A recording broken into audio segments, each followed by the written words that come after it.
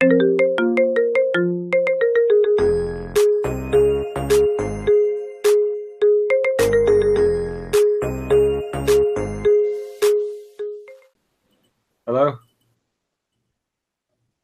Yeah. To my wife a little earlier. Yeah. Hi, how you doing? I'm good. I called at Kingdom Hall, correct? And I spoke Yes, to her? Yeah. yes, you called the Kingdom Hall. My wife answered the phone. Unfortunately, I wasn't around. She gave me your name and number. Yeah. She said you had some questions about about our website and so forth.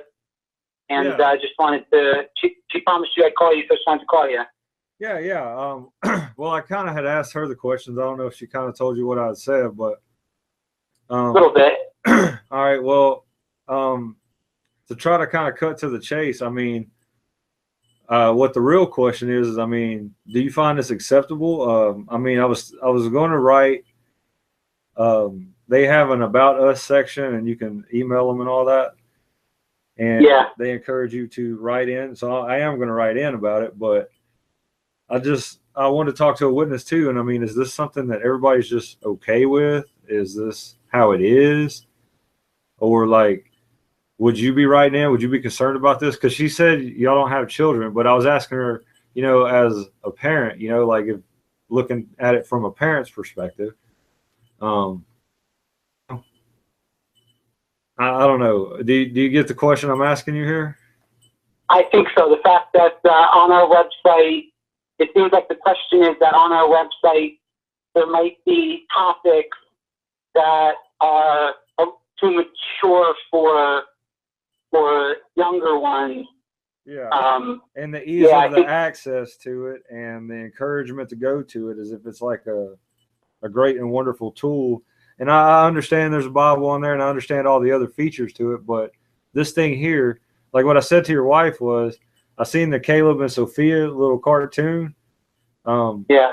And it's like one click away from an article about pornography, and it's geared for teenagers, so I was giving her the example of, let's say your child's between 8 and 10, perfectly reading age, and maybe they've outgrown the little Caleb Sophia cartoon, but they're looking around on the site and they stumble across this, and then one day they come up to you, Daddy, what's pornography? Daddy, what's homosexuality? What's gay people, Daddy? Like they're still a little too young to be having this conversation, yet it's easily available on jw.org. You see my concern here yet? Is the question? I see it. Yeah. Okay. Yeah, I see your concern. Well, I might have my opinion about it or one thing, but I think the best thing to do, because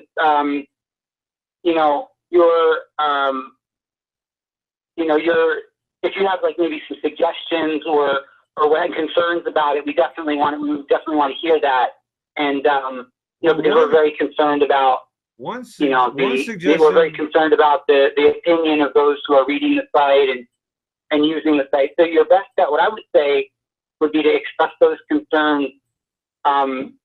If you want to do it in writing, that's good. But you can also call the number that's there during business hours, and I'll give you the name of the department that you'd want to ask for.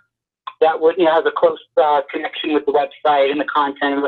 So you can express your concerns, and they may even have better answers than I would be able to give you. I have certain things in mind, but. Well, check this out. Yeah. Here's the deal. I'll write them a little letter. I do have a suggestion, and I'm going to share it with you because I was thinking that perhaps you might write to them also, because sometimes if they get multiple reports about this, it can affect the change. Maybe they'll kind of work on this.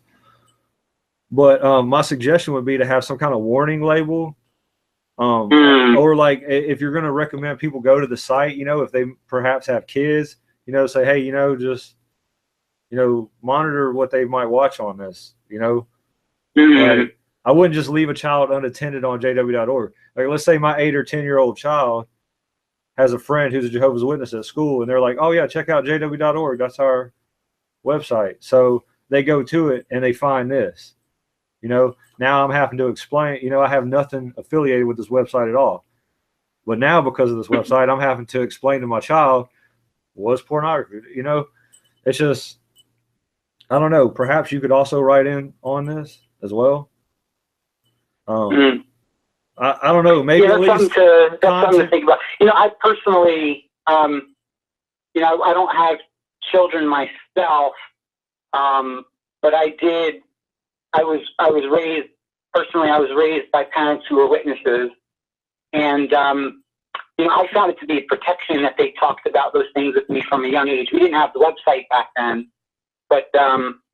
from a young age, they talked with me about what was pornography, what was proper and improper touching. It was a protection for me because I was able to know some warning signs if someone was treating me improperly or approaching me improperly. So I feel a little bit differently. Well, I wouldn't write in about it, but like you I just definitely said, think it's a good idea for you to communicate that. well, here's the thing. Like you said yourself, back then there wasn't a website, and the website is Mhm. kind of the issue that I'm having here because this would be something that parents deal with.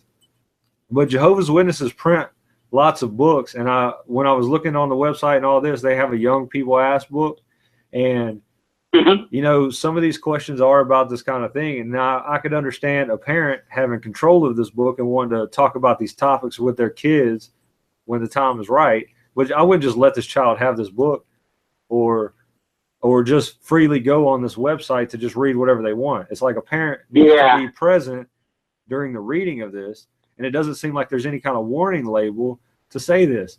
And if you were out, Gotcha. like nowadays, I've seen these witnesses, they're at carts, passing out magazines, and they got a thing on there that says jw.org. It's like you're inviting people to go there. And they constantly tell people, go to jw.org. You can find out whatever you want. Well, I went to jw.org and I found some stuff that's quite disturbing, actually. Mm. You see what I'm saying here? So, the one thing I would say too, though, is while we do encourage everybody to go to jw.org, we don't encourage unsupervised internet use by children because there's a lot of stuff on there that they might I don't see anything good. I don't see anything that discourages it either. I don't see a warning label that says, hey, not for 18 or under, parental advisory. Nothing like that. I don't see anything like that on the site. Gotcha. I see your point. I think it's a valid observation. I think they would love to hear, those who are responsible for the content of the site. I think they'd love to hear that observation from you. And I would love to hear like a Jehovah's Witness that agrees that maybe something needs to be done about this. Because sometimes in organizations like this, the people themselves have to speak up because the people at the top may not know, may be doing their own thing. Sometimes you got to look at these things, and I don't know, just like in any government, you can write a letter to the higher ups to make things happen. Yeah, sure. I mean, I heard about the ban of Jehovah's Witnesses in Russia, and that all the Jehovah's Witnesses got together to write letters to okay, so you know what I'm talking about there. So if they can get together to write letters for that, why can't we get together and write letters to say, hey, how about all the pornography stuff? Let's leave that off the website. If we really want to legitimately gain people, let's kind of keep that on the down low. At parents' discretion. I personally disagree. I don't think it's not a valid suggestion or something to be concerned about. I personally disagree with your viewpoint on it. I wouldn't write a letter. I think it's good to have Bible-based information on those topics available. So I personally wouldn't write a letter about it, but I think it's a valid suggestion and something that they would definitely want to, those who are responsible to put the content on there, they'd want to hear that. Well, even if I personally wouldn't write a letter like that. Even if you were just wanting to have the content on there, I mean, can you at least agree that there needs to be some kind of warning that this is explicit content, not necessarily suitable for all ages? Can you agree to that? What do you mean by explicit? Because I know there's no images that are inappropriate, or it's just a topic with Bible-based principles that explicit content, like as in words that are going to be used. I've seen some words on here that I wouldn't necessarily want certain children, I would want a parent to read it first. I would like for there to be some advisory to at least simply explain. I mean, just like anything on a movie, you have rated G, you have rated PG. I mean, you could even use that labeling system would be simple enough to get the point across that, hey, this is at least rated R. This is rated R. The parent needs to see it first before you let your child see it.